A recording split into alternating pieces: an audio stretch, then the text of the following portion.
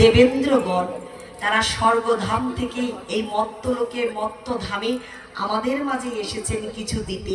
আর সেই দেওয়াটা আমরা যেন পার্থিব ধন কামনা না করি, পার্থিব জড়বস্তু কামনা করি না করি, যেন মায়ের কাছে বাবার কাছে আমরা একটাই বস্তু প্রার্থনা করব, যেটা রায় রামানন্দ সংবাদে গভীর নিশীতে বিদ্যানগর গ্রামে তিনি মহাপ্রভু গৌরাঙ্গ সুন্দরে জানিয়েছিলেন যে ধন মধ্যে কোন ধনে গণি, রাধা কৃষ্ণ প্রেম যার সেই বড় ধনী। যে জগতে প্রেম ধনী, নিতাই গৌর ধনী ধনী হতে পেরেছে, সেই জগতে শ্রেষ্ঠ ধনে ধনী। তাই মাতৃবন্দনায় পুষ্পাঞ্জলি প্রদান পূর্বক আমরা জবা কুসুম প্রদান অর্পণ কালে একটাই প্রার্থনা করব পরম বৈষ্ণব প্রম বৈষ্ণবীর কাছে, যেন আমরা এই মনুষ্য জন্মটা, যে জন্মটা পেয়েছি, এই জন্মটা তো একদিনে পাইনি। আমরা ৮০টা লক্ষ উদর গর্ভ পরিভ্রমণ করে দৈব বসে সাধুগুরু মহাত্মার কৃপায় আশিসে পিতামাতার অনুগ্রহে অনুকম্পায় অনাদির আদি শাশ্বত স্বয়মের অনুগ্রহে তবেই এখানে আজকে এসে দাঁড়িয়েছি। তাই সর্বশ্রেষ্ঠ মনুষ্য জন্মটা প্রাপ্ত হয়ে পেয়ে আমরা যেন হেলায় অবহেলায় নষ্ট না করি।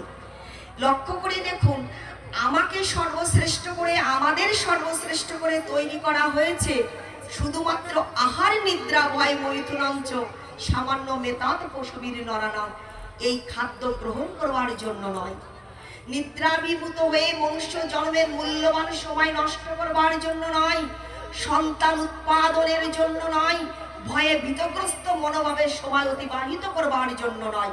যে মাতৃবন্দনায় বলির প্রথাটা এখানে আছে কিনা জানি না, যদি থাকে তাহলে তুলে দিবেন। একটা দৃষ্টান্ত দেই, আজ আমি শ্রেষ্ঠ কুলে জন্মগ্রহণ করেছি, আর পশু কুলে দাঁড়ানো, ছাগল কুলে ছাগ কুলে দাঁড়ানো একটা ছাগলকেও ভগবান সৃষ্টি করেছেন। পার্থক্যটা কোথায় বলুন তো? একটা ছাগলের মধ্যে, পশুর মধ্যে আর তাপসের মধ্যে পার্থক্যটা কোথায়? পার্থক্যটা আমরা একটু ছোট করে শ্রবণ করেই পাঠ বিশ্রামে দিব। আমরা বেশি সময়টা নিব না, যেহেতু অধিক রাত্র হয়ে গেছে। আমরা কিছুটা সময় কীর্তন আনন্দে অংশগ্রহণ করব, তারপরেই মায়ের পূজা শুরু হবে, এই জন্য আমরা বিস্তারিতে যাব না। লক্ষ্য করে দেখুন, এই আয়োজনে কি ছাগল বলির দেওয়ার প্রথাটা, যেটা চিরাচরিত প্রথা হিসাবে অনেকেই চালিয়ে দিচ্ছে, যদি থাকে সেই আয়োজনটা দয়া করে চরণে হাত রেখেই বলছি তুলে দিবেন।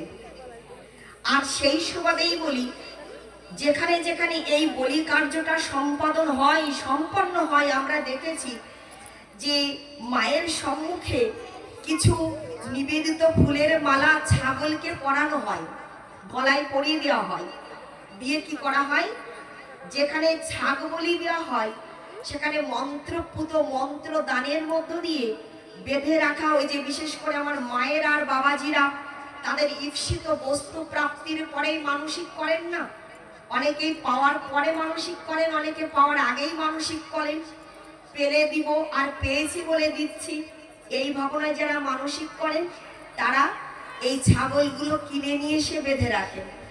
এই বেঁধে রাখা ছাগলগুলোকে আপনি তরতাজা কিছু তৃণমূল দিয়েছেন, ঘাসে দিয়েছেন, লক্ষ্য করে দেখুন ওই ছাগলের সাথে আর আমি তাপসী আমার মধ্যে পার্থক্যটা নির্ণয় করা হচ্ছে।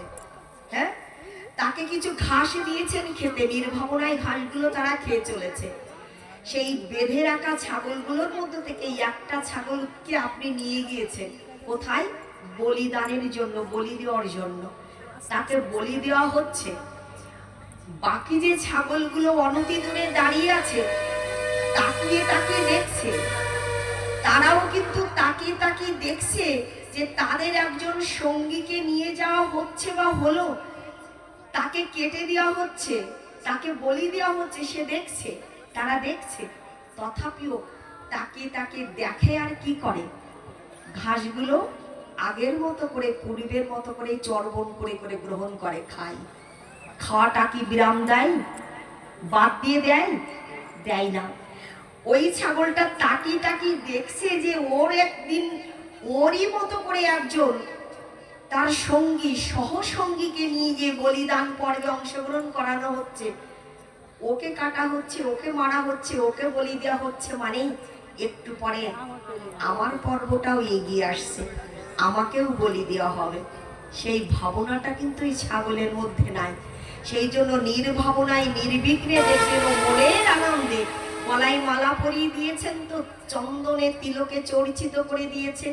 সে আনন্দে ও ঘাসগুলো, তৃণগুলো, খাদ্যগুলো গ্রহণ করছে আর তাকিয়ে তাকিয়ে দেখছে, কারণ ওর মধ্যে এই ভাবনাটা নাই যে এর পরে আমার পর্ব, আমাকেও ওর মতো করে বিদায় নিতে হবে, আমাকেও ওর মতো করে বলিদানে অংশগ্রহণ করতে হবে, আমাকেও বলি দিবে।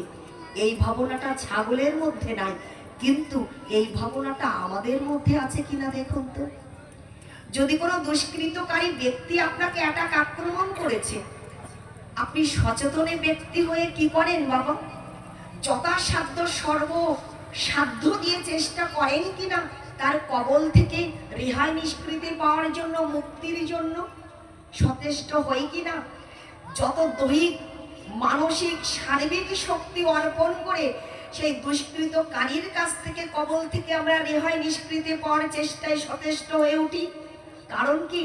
যদি কেউ আমাকে ধরে, আমি ভাবি এবার আমায় মারবে, প্রহার করবে, না হলে আঘাত করবে, তাই না? তার হস্ত থেকে, কবল থেকে রেহাই হওয়ার জন্য সচেষ্ট হয়ে উঠি, চেষ্টা করবি সার্বিকভাবে। কারণ একটাই পার্থক্য, ওর মধ্যে যে বস্তুটা নাই সেই বস্তুটা পরিপূর্ণভাবে আপনার, আমার, আমাদের মধ্যে শ্রী ভগবান দিয়েছেন। এই জন্যই আমরা সৃষ্টির সেরা, এই জন্যই আমরা সৃষ্টির সেরা। আর যে বস্তুটা ওদের নাই, যে বস্তুতে আপনাকে দিয়ে পরিপূর্ণ করে রাখা হয়েছে, সেই বস্তুর নাম হচ্ছে চৈতন্য সত্তা, সেই বস্তুটার নাম হচ্ছে চেতনা শক্তি, বোধ সত্তা, বোধ শক্তি। সেই চৈতন্য মানে জ্ঞান, যে জ্ঞানটা ওকে দেওয়া হয়নি, যে জ্ঞানটা আপনাকে দেওয়া হয়েছে, আমাদেরই দেওয়া হয়েছে। সেই জন্যই আমরা সৃষ্টির সেরা। ভগবান বিশেষ বিশেষ উপাদান দিয়ে আমাদেরকে সৃষ্টি করেছে, আর সেই সৃষ্টির সেরা জীব হয়েছি যখন, সৃষ্টির শ্রেষ্ঠ শ্রেষ্ঠ কর্ম যেন আমরা সম্পাদন করতে পারি। তস্মাৎ সর্বেষু কালেষু মামনুষ্যর যুদ্ধ চ মর্যপিত মনোবুদ্ধি মানবস্য সংশয়। আমরা শ্রেষ্ঠ কর্ম যেন অনুষ্ঠিত করতে পারি জীব জগতের সেবায়। হ্যাঁ,